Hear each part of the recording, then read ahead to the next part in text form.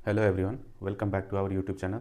तो आज हम लोग डिस्कस करने वाले हैं क्रिएटिव एंड इंक्लूसिव एजुकेशन, जो बीएड सेमेस्टर 4 का एक क्वेश्चन पेपर है जो हमारे वीवीयू यूनिवर्सिटी में अभी रिसेंटली एग्ज़ाम होने वाला है। तो हम उसके प्रीवियस ईयर्स के जो क्वेश्चंस हैं उसको हम डील करते हैं, देखते हैं कि क्या क्या कैसा कैसा क्वेश्चन पूछा जाता है ना। तो आपको भी एक अनुभव हो जाएगा कि आपको किस प्रकार से आंसर देना है और कैसे कैसे क्वेश्चंस पूछे जाते हैं। तो चलिए स्टार्ट करते हैं।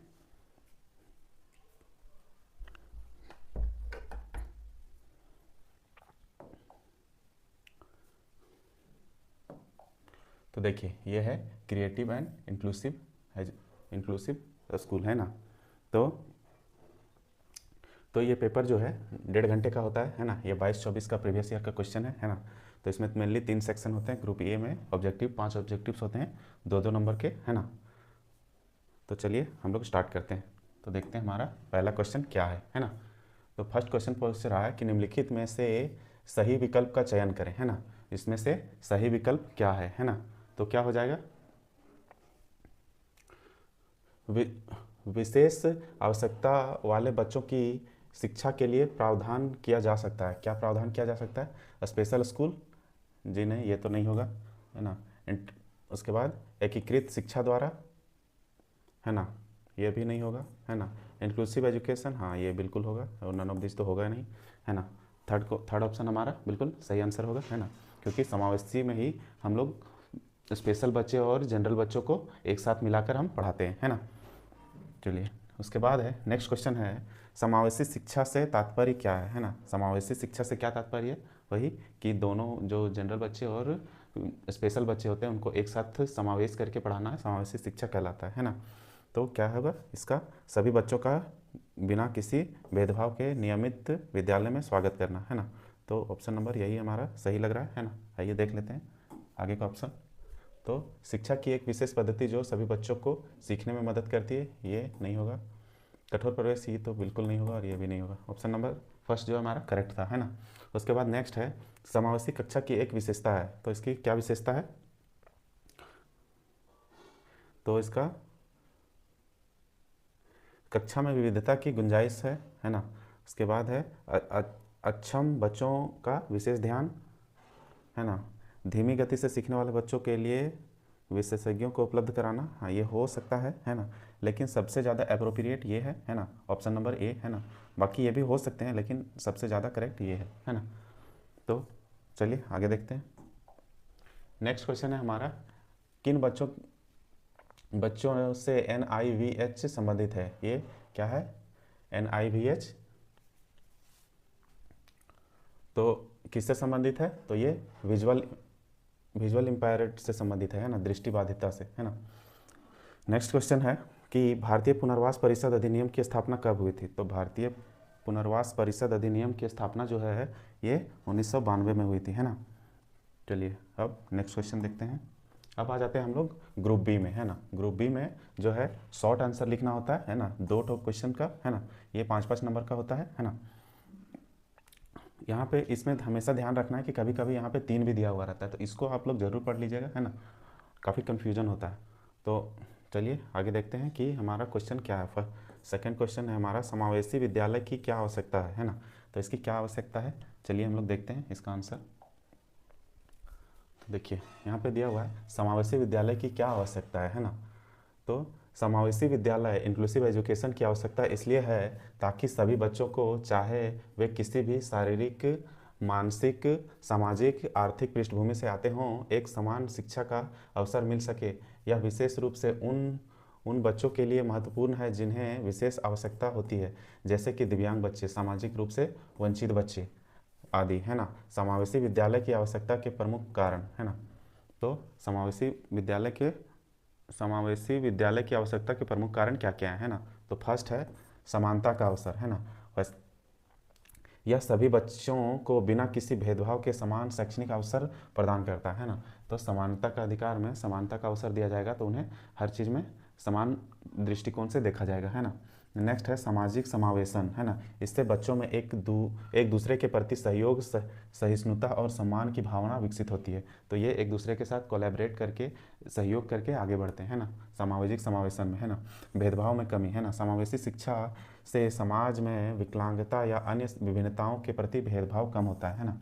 तो जो भी विकलांगता और जो स्पेशल बच्चे होते हैं और जो जनरल बच्चे होते हैं, उनमें जो भेदभाव होता है उसका कमी दूर होता है ना। सभी के लिए एक गुणवत्तापूर्ण शिक्षा, है ना, इक्वल एजुकेशन देना दोनों को, है ना। यह शिक्षा के लिए अधिकार को सुनिश्चित करता है कि हर बच्चा अच्छी शिक्षा पाए, है ना। ये हर बच्चा जो है अच्छी शिक्षा पाए, क्वालिटी ऑफ एजुकेशन, है ना। उसके बाद है नेक्स्ट है फिफ्थ में, समाज में सकारात्मक परिवर्तन लाना, है ना। इससे एक समावेशी और समानतावादी समाज की नींव रखी जा सकती है ना। तो जब समाज में परिवर्तन सकारात्मक रूप से हम देखेंगे तो ये जाहिर सी बात है कि परिवर्तन लाएगा, है ना। तो इसका निष्कर्ष क्या है, इसको निष्कर्ष जरूर लिखना है, हम चाहें कैसे भी डील करें, निष्कर्ष हमेशा लिखना, कंक्लूजन, है ना। तो इसका समावेशी विद्यालय न केवल विशेष आवश्यकता वाले बच्चों के लिए बल्कि सभी विद्यार्थियों के लिए सीखने का एक सहयोगात्मक और सम समतामूलक वातावरण प्रदान करता है ना। यह शिक्षा को अधिक मानवीय और प्रभावी बनाता है। जब हम समावेशन करेंगे दोनों का तो ये काफ़ी ज़्यादा प्रभावी रहेगा, है ना। तो ये था हमारा सेकंड क्वेश्चन, है ना। अब हम चलते हैं थर्ड क्वेश्चन की ओर। थर्ड क्वेश्चन हमारा क्या है, देखिए। थर्ड क्वेश्चन है श्रवण बाधिता की प्रकृति का परीक्षण कीजिए, है ना। जो हेयरिंग डिसेबल्ड होते हैं जो बच्चे, उनका जो है हेयरिंग इम्पेयरमेंट, उनमें क्या क्या जो है एग्जामिन कैसे हम लोग कर सकते हैं ना। तो देखिए श्रवण बाधिता, है ना, एक ऐसी स्थिति है जिसमें व्यक्ति की सुनने की क्षमता आंशिक रूप से पूरी तरह से प्रभावित होती है ना। जो है सुनने की क्षमता जो है आंशिक रूप से प्रभावित होती है ना। यह बाधा जन्मजात जन्म से भी हो सकती है और जीवन के किसी भी चरण में किसी कारणवश भी हो सकती है ना। कि जो है सुनने के लिए जो बाधित होते हैं बच्चे, वो जन्म से भी हो सकते हैं और जब बाद में भी किसी कारणवश चोट लगने या किसी वजह से सुनाई में बाधित हो सकते हैं, है ना। तो ये बोला जा रहा है। अब श्रवण बाधिता की प्रकृति क्या है ना। पहला, सुनने की क्षमता में कमी, है ना। जो बच्चे सुन नहीं पाते हैं उसे ही हम श्रवण बाधित बच्चे कहते हैं ना। यह व्यक्ति की ध्वनि को समझने, पहचानने और प्रतिक्रिया देने की क्षमता को प्रभावित करती है। कुछ लोगों को हल्की आवाज़ें नहीं सुनाई देती तो कुछ को बिल्कुल भी नहीं सुनाई देती। तो हमने भी देखा है कि ऐसे बच्चे होते हैं जिनको थोड़ा बहुत सुनाई देता है, किनको किन्हीं किन्हीं को बिल्कुल नहीं सुनाई देता, है ना। उसके बाद है सेकंड है प्रकार, है ना। प्रकार है इसका कंडक्टिव हेयरिंग लॉस, है ना। कान की बाहरी या मध्य भाग में रुकावट के कारण सुनने में कठिनाई होती है ना।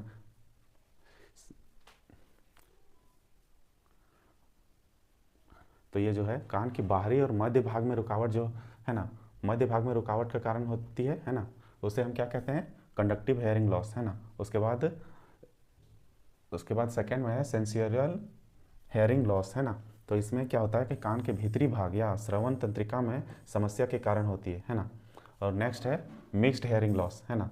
ये क्या है, उपरोक्त दोनों प्रकारों का मिश्रण होता है ना। इसमें हेयरिंग में 3 प्रकार के मेनली लॉस मतलब पार्ट होते हैं ना। और उसके बाद है नेक्स्ट है तीसरा गंभीरता के स्तर, है ना। इसमें क्या होता है, हल्की, मध्य एवं तीव्र, अत्यंत तीव्र, है ना।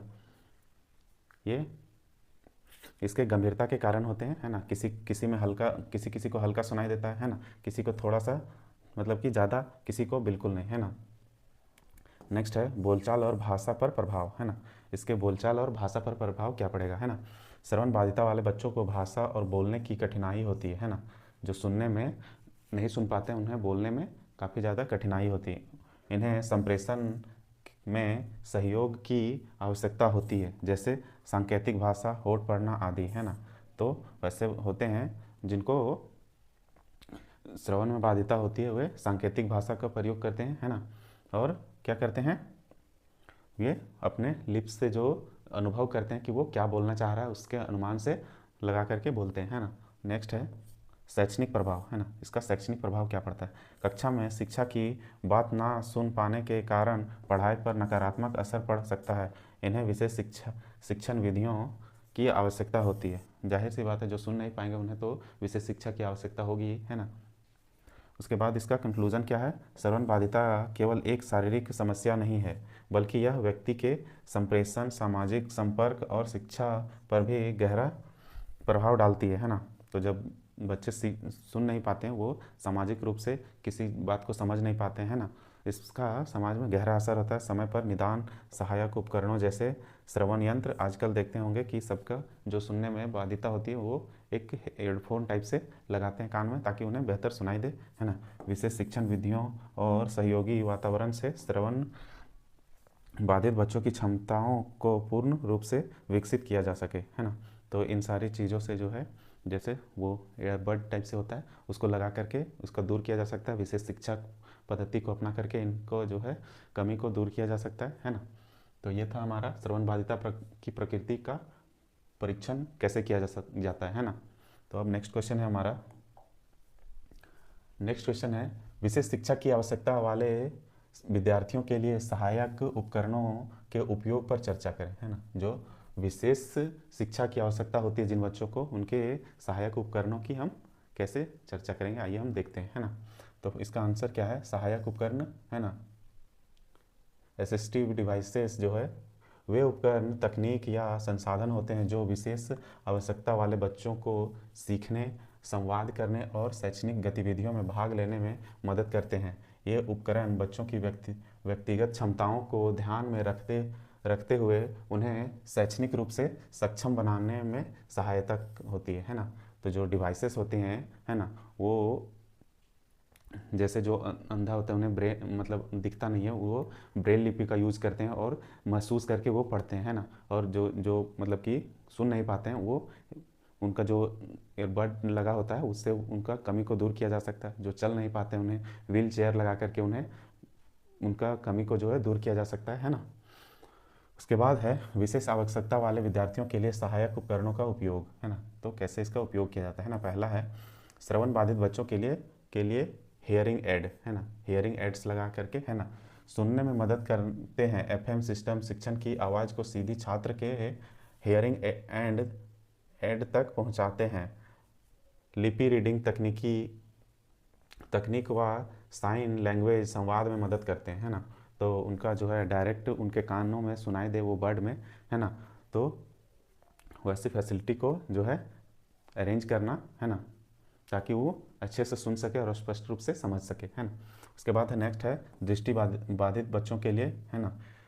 इनके लिए ब्रेल लिपि पढ़ने व लिखने में सहायक होगी। ऑडियो बुक्स सुनकर सीखने का माध्यम होगा। स्क्रीन रीडर, है ना, सॉफ्टवेयर, कंप्यूटर व मोबाइल का उपयोग करने में सहायता, है ना।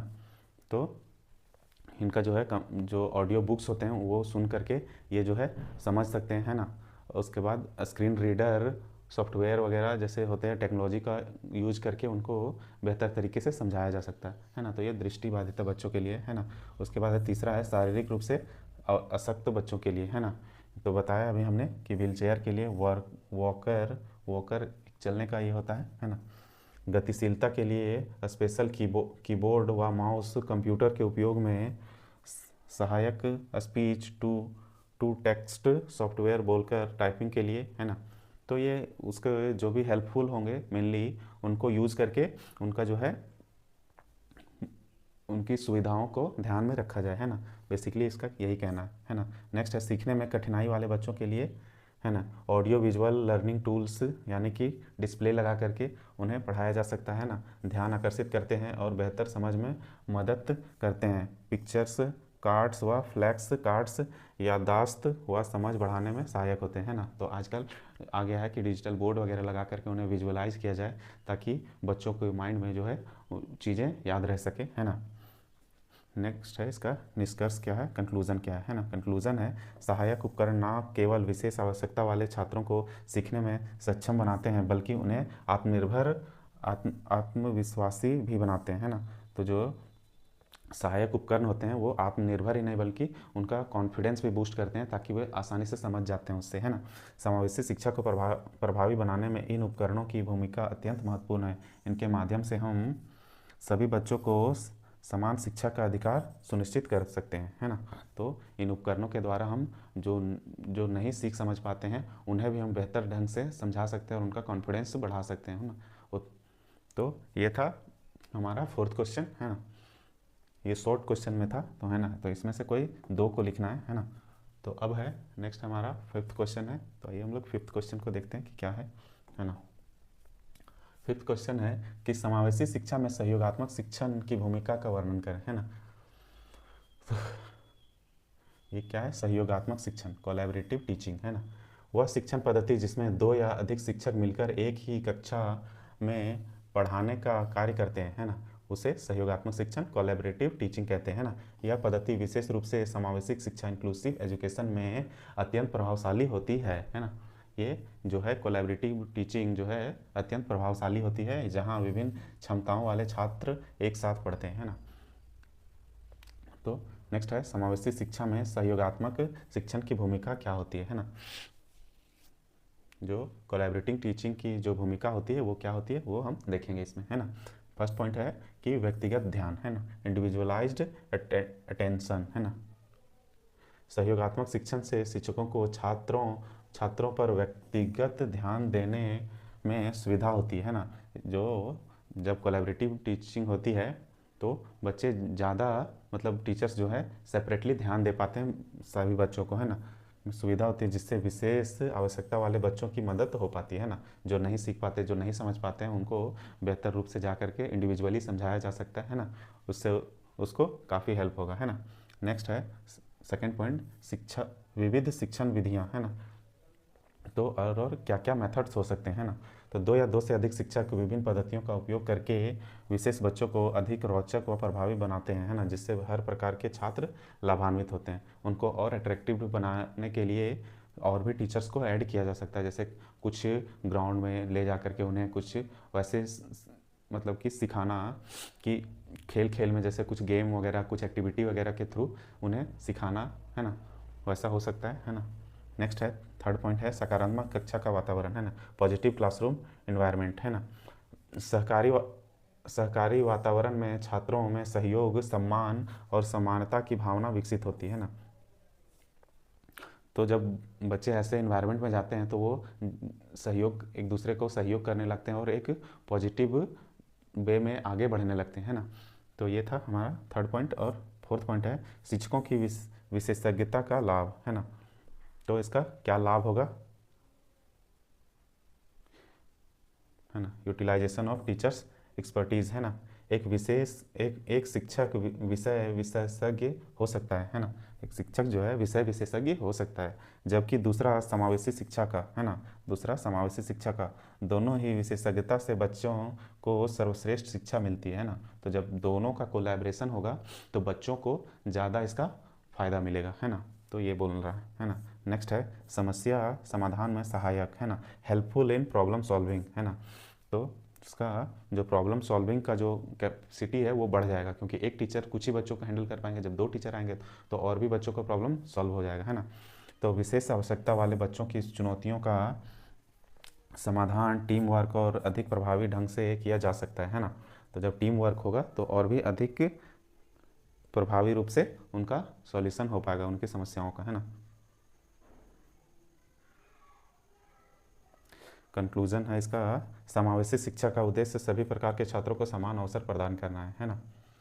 तो ये था फिफ्थ क्वेश्चन। अब हम लोग देखते हैं लॉन्ग लॉन्ग वाले क्वेश्चंस, है ना, जो 10 नंबर के पूछे जाएंगे, है ना। तो उसका फर्स्ट क्वेश्चन है कि समावेशी शिक्षा के संदर्भ में सर्व शिक्षा अभियान 2022 की चर्चा करें, है ना। तो सर्व शिक्षा अभियान जो है 2022 को उसकी चर्चा करना है ना। सर्व शिक्षा अभियान भारत सरकार द्वारा प्रारंभ किया गया एक प्रमुख कार्यक्रम है, जिसका उद्देश्य 6 से 14 वर्ष तक के सभी बच्चों को निःशुल्क और अनिवार्य प्राथमिक शिक्षा प्रदान करना है ना। तो इसका सर्व शिक्षा अभियान का मेन मोटो है कि जो 6 से 14 साल के बच्चे हैं उनको सभी बच्चों को निःशुल्क और अनिवार्य शिक्षा प्रदान करना है ना। ये जो है सीटेट वगैरह में जो है ये क्वेश्चन आता है बार बार कि ये क्वेश्चन पूछा जाता है, इसलिए आपको इस पॉइंट को ध्यान में रखना है। और ऑब्जेक्टिव में आपको इस मतलब कि जो फोर्थ सेमेस्टर है इसमें भी ऑब्जेक्टिव में भी आ सकता है ना, तो इस चीज़ को आप लोग ध्यान में रखेंगे, है ना। 2022 में इस अभियान को नई शिक्षा नीति NEP 2020 और समावेशी शिक्षा के उद्देश्य को अनुरूप और अधिक समावेशी, डिजिटल और बाल अनुकूल बनाया गया, है ना। तो जो है ये तो आया था आई थिंक 2005 में ही, है ना। तो इसको और जो है प्रोग्रेसिव करने के लिए इसको जो है 2022 में कुछ कुछ और सुधार किया गया, है ना, और इसको NEP 2020 में शामिल किया गया, है ना। तो अब है समावेशी शिक्षा के संदर्भ में सर्व शिक्षा अभियान 2022 की प्रमुख विशेषताएं क्या क्या है ना। तो पहला पॉइंट है समावेशी शिक्षा,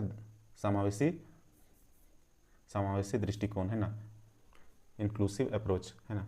अभियान का मुख्य उद्देश्य ऐसा शिक्षा तंत्र विकसित करना है जहां विशेष आवश्यकता वाले वंचित वर्गों के सामाजिक आर्थिक रूप से पिछड़े तथा बालिकाएं सभी को समान अवसर मिले, है ना। समावेशी दृष्टिकोण क्या है कि वही कि विशेष आवश्यकता वाले वंचित वर्गों के जो आर्थिक रूप से हैं पिछड़े हुए हैं उनको क्वालिटीपूर्ण जो है शिक्षा प्रोवाइड करना, है ना, सभी को समान अवसर देना, चाहे बालिक हो या बालिका हो, है ना। नेक्स्ट है सेकंड पॉइंट है दिव्यांग बच्चों के लिए सुविधाएं, है ना। सर्व शिक्षा अभियान 2022 के अंतर्गत दिव्यांग बच्चों के लिए संसाधन, कक्षा, विशेष शिक्षक, ब्रेल पद्धति, श्रवण यंत्र जैसी सुविधाएं उपलब्ध कराई गई, है ना। तो सर्व शिक्षा का जो अभियान है उसके अंतर्गत 2022 के अंतर्गत उसमें जो है ब्रेल लिपि का विशेष शिक्षक, है ना, ब्रेल पद्धति, है ना, सुनने के लिए जो है क्या क्या उस बच्चों को ज़रूरत होती है वो सारी सुविधाएं उपलब्ध कराती है ना।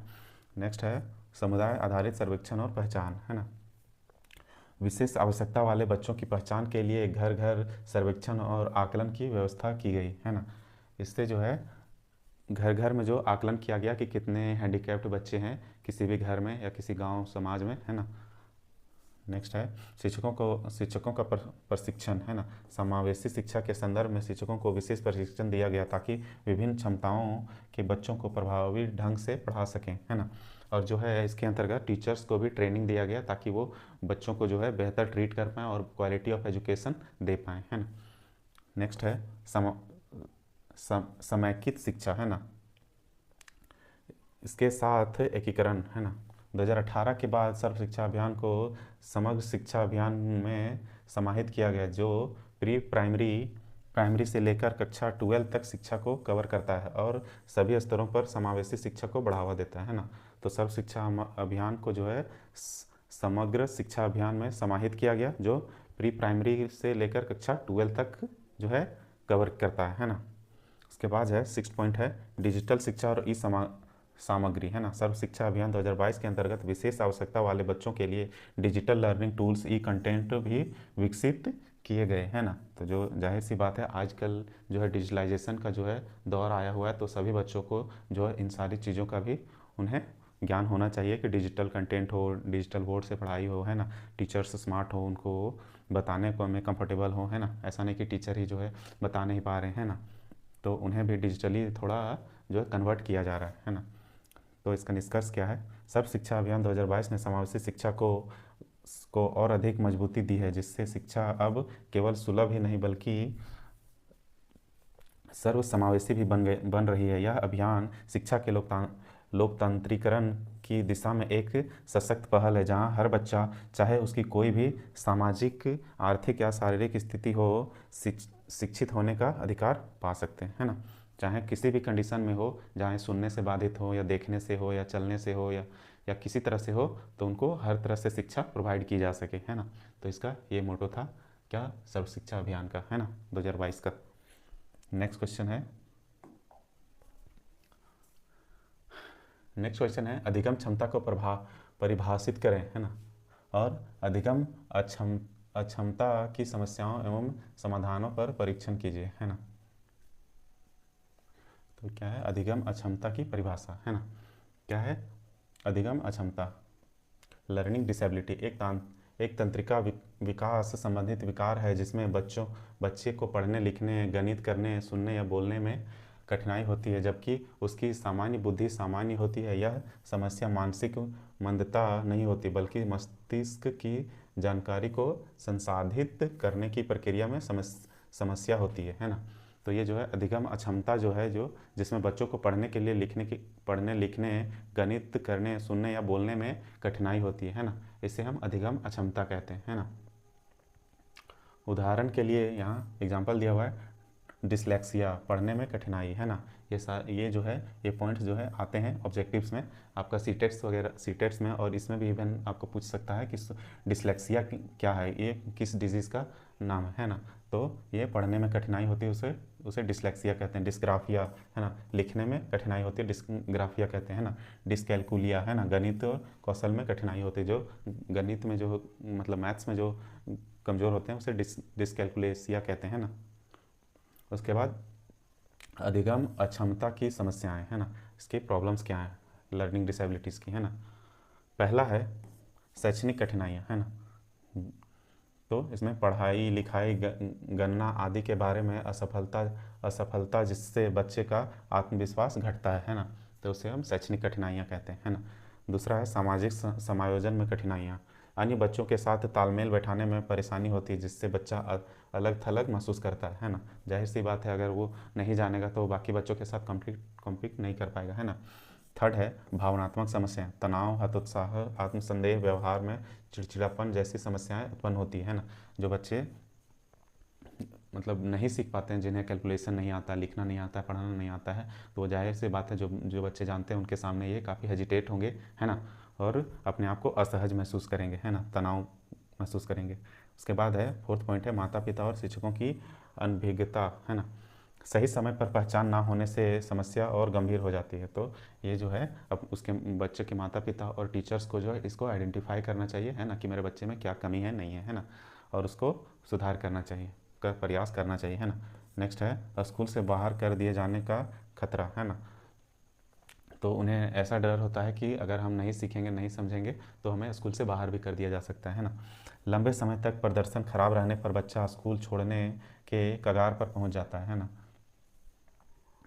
तो उसका प्रदर्शन जो है ख़राब रहेगा, जो बच्चा सीख नहीं पाएगा, बाकी बच्चों के साथ तालमेल नहीं बना पाएगा, तो वो अपने आप को असहज महसूस कर पाएगा, है ना।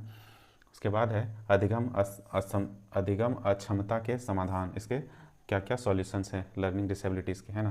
तो पहला है प्रारंभिक पहचान और निदान, है ना। तो सबसे पहले हम उसको आइडेंटिफाई करेंगे कि बच्चा मेरा किस चीज़ से बाधित है ना। जितना जल्दी समस्या की पहचान हो उतना ही जल्दी उपचार और सुधार संभव है ना। तो जितना जल्दी हम आइडेंटिफाई करेंगे कि मेरा बच्चा सुनने में दिक्कत हो रहा है, देखने में दिक्कत हो रहा है या चलने में दिक्कत हो रहा है, तो हम जब तक समझ नहीं पाएंगे तब तक हम उसका उपचार नहीं कर सकते, है ना, सॉल्यूशन नहीं ढूंढ सकते। दूसरा है व्यक्तिकृत शिक्षण, इंडिविजुअलाइज टीचिंग, है ना। बच्चों की क्षमता के अनुसार विशेष पद्धति से पढ़ाई करना, जैसे ऑडियो विजुअल सामग्री, ब्रेल, स्पीच और थेरेपी आदि, है ना। तो इन सारी चीज़ों से जो है उन्हें सुविधा महसूस हो सकती है ना। नेक्स्ट है विशेष शिक्षकों की नियुक्ति, प्रशिक्षित विशेष शिक्षक को बच्चों की ज़रूरतों के अनुसार शिक्षा देने में सक्षम होते हैं, है ना। तो उनके जो विशेष रूप से जिनको जिस चीज़ की रिक्वायरमेंट होती है उन्हें फुलफिल करना, है ना। उसके बाद है मनोवैज्ञानिक परामर्श, क्या है, बच्चों की भावनात्मक समस्याओं को दूर करने हेतु काउंसलिंग देना, है ना, उन्हें प्रॉपर गाइड करना, सेपरेट बच्चों को, है ना, ताकि उनका जो है कॉन्फिडेंस बूस्ट हो, है ना। फिफ्थ नंबर है सकारात्मक अच्छा वातावरण, है ना। सहयोगात्मक और सहानुभूतिपूर्ण वातावरण से बच्चा आत्मविश्वास प्राप्त करता है ना। जब उसका एनवायरनमेंट जो है बच्चे का वो सही होगा, उसके साथ किसी प्रकार का भेदभाव नहीं होगा, तो उस बच्चे का जो है सीखने का जो कॉन्फिडेंस है वो बढ़ेगा, है ना। नेक्स्ट है माता पिता को प्रशिक्षित करना, है ना। घर पर समर्थन देने के लिए माता पिता को समस्या की जानकारी देना और सहयोगात्मक व्यवहार के लिए प्रेरित करना, है ना। तो उसके माता पिता को भी इस चीज़ की जानकारी होनी चाहिए कि बच्चा मेरा क्या कर रहा है, कैसा है, नहीं है ना, ताकि वो भी उसके इम्प्रूवमेंट में जो है काम कर सके, है ना। तो ये था हमारा 7th क्वेश्चन। अब चलते हैं हम नेक्स्ट क्वेश्चन की ओर। नेक्स्ट क्वेश्चन है हमारा 8th नंबर। क्या है, समावेशन हेतु परिवार एवं समुदाय के भूमिका एवं उत्तरदायित्वों की व्याख्या कीजिए, है ना।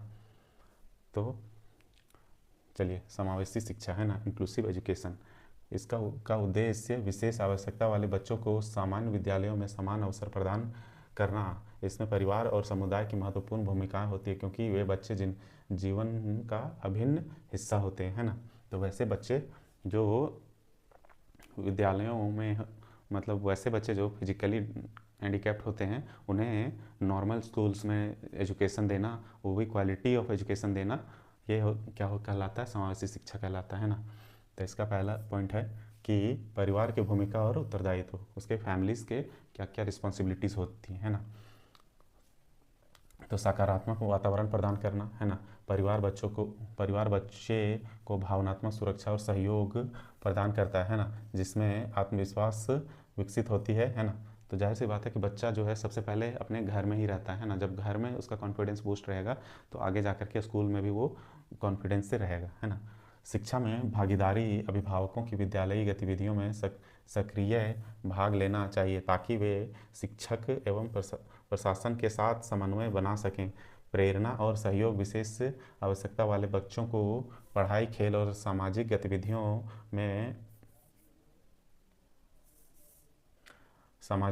में भाग लेने हेतु प्रेरित करना, है ना। जो सामाजिक गतिविधियां हैं उसमें भाग लेने के लिए उन्हें प्रेरित करना, है ना। समझ और संवेदनशीलता, परिवार को बच्चे की विशेष आवश्यकताओं को समझाना और उसे उचित सहयोग देना, है ना। और जो उसके अगर उसमें कुछ कमी आ रहा है, वो भागीदारी नहीं ले पा रहा है, तो उसको हेल्प करना, है ना, ताकि वो सामाजिक चीज़ों में भी अपना भागीदारी स्थापित कर सके, है ना। नेक्स्ट पॉइंट है समुदाय की भूमिका और उत्तरदायित्व, है ना। उसका समुदाय का क्या उत्तरदायित्व होता है ना, ऐसे बच्चों को आगे ले जाने के लिए। सकारात्मक सोच का विकास रखना, है ना। जो सोसाइटी होती है उनको एक सकारात्मक सोच की विकसित करने की ज़रूरत होती है। समुदाय को समावेशी सोच को बढ़ावा देना चाहिए, जिससे विकलांगता या विभिन्नता को बोझ नहीं बल्कि विविधता समझा जाए, है ना। इसको बोझ ना समझा जाए, इसको विविधता समझा जाए, है ना। सुविधाओं की उपलब्धता, समुदाय को शिक्षा, स्वास्थ्य और परिवहन जैसी सुविधाओं को विशेष बच्चों के अनुकूल बनाना चाहिए, है ना। विशेष बच्चों को जो जिस तरीके की रिक्वायरमेंट होती है उस तरीके से चीज़ों को अरेंज करना, है ना। सहयोगी वातावरण बनाना, मोहल्ला संस्था और सामाजिक संगठन विशेष बच्चों के लिए जागरूकता अभियान, खेल प्रतियोगिता, प्रशिक्षण आदि का आयोजन कर सकते हैं, है ना। तो जो सामाजिक है वो खेलकूद में का जो है कंपटीशन रख सकते हैं, है ना। और सामाजिक संगठन बना सकते हैं, उसमें इनकी भागीदारी यानी इनकी उपस्थिति जो है रखनी चाहिए, है ना।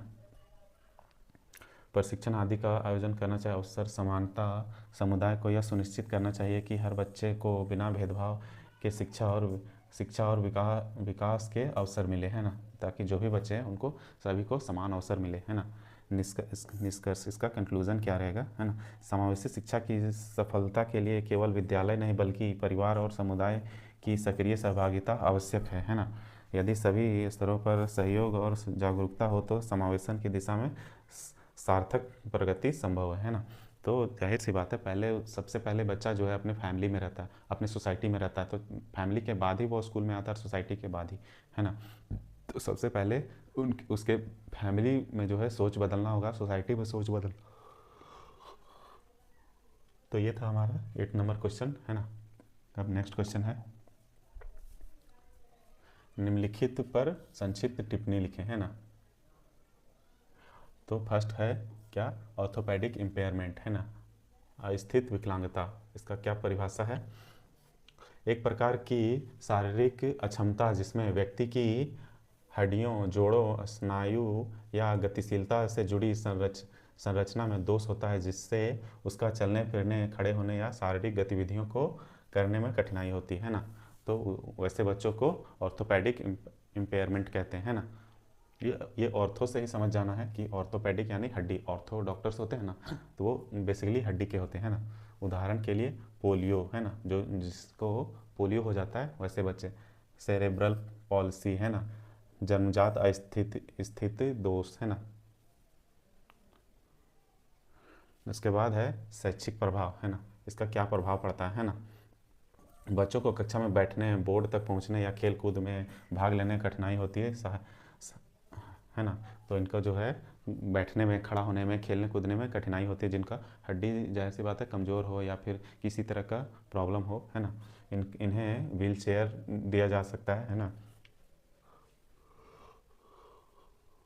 ताकि इसकी कमी को पूरा किया जा सके, है ना। समर्थन दे सकते हैं, है ना। सहयोगी शिक्षा विविध विधि या विशेष शिक्षण की सहायता दे सकते हैं, है ना। B concept of inclusive education, है ना। सेकेंड है कॉन्सेप्ट ऑफ इंक्लूसिव एजुकेशन में हमें क्या क्या है वो देखते हैं, है ना। समावेशी शिक्षा की अवधारणा क्या है ना। तो इसका परिभाषा है, समावेशी शिक्षा का अर्थ है कि सभी प्रकार के बच्चे, चाहे वे सामान्य हो या दिव्यांग, एक साथ सामान्य विद्यालयों में समान अवसर के साथ शिक्षा प्राप्त करें, है ना। वही क्या कहलाता है, समावेशी शिक्षा, है ना। मुख्य विशेषता क्या है इसकी, किसी भी प्रकार का भेदभाव नहीं किया जाता, शारीरिक, मानसिक, सामाजिक और भावनात्मक आवश्यकताओं का ध्यान रखा जाता है, सभी के लिए एक समान पाठ्यक्रम, शिक्षक और संसाधन उपलब्ध होते हैं इस समावेशी शिक्षा में, है ना। इसमें किसी तरह का किसी भी बच्चों के लिए भेदभाव नहीं किया जाता था, है ना। इसका एम क्या है ना, समानता और सामाजिक न्याय सुनिश्चित करना, सभी बच्चों को एक साथ सीखने का अवसर देना, विविधता को सम्मान देना और सहयोग की भावना को बढ़ाना, है ना, इसका एम है ना। इसका महत्व है, शिक्षा का लोकतांत्रिकरण, विकलांगता के प्रति संवेदनशील, आत्मसम्मान और आत्मनिर्भरता को विकास करना, है ना, इसका इम्पोर्टेंस है ना। तो इस तरह से आप इसको लिख सकते हैं, है ना। तो ये था हमारा पूरा क्वेश्चन पेपर, हमने सॉल्व किया, सारे क्वेश्चंस को देखें, हर एक क्वेश्चंस को। तो आप भी इसी तरीके से पॉइंट वाइज लिखेंगे और आपको बेहतर रिजल्ट्स मिलेंगे, है ना। तो ऐसे ही और भी बीएड से रिलेटेड कोई भी क्वेरीज हो तो आप अपने कमेंट बॉक्स में कमेंट कीजिएगा, है ना, ताकि नेक्स्ट टॉपिक मैं किस टॉपिक पे वीडियो लेकर के आऊँ, है ना। और चैनल पे नए हो तो आप सब्सक्राइब कीजिएगा, ताकि ऐसे ही और भी नोटिफिकेशंस आपके तक पहुंच पाए, है ना। और जो भी बीएड से रिलेटेड स्टूडेंट्स हैं उन तक ये चैनल शेयर कीजिएगा, है ना, ताकि वो उनको भी हेल्प हो सके। तब तक के लिए bye bye and take care.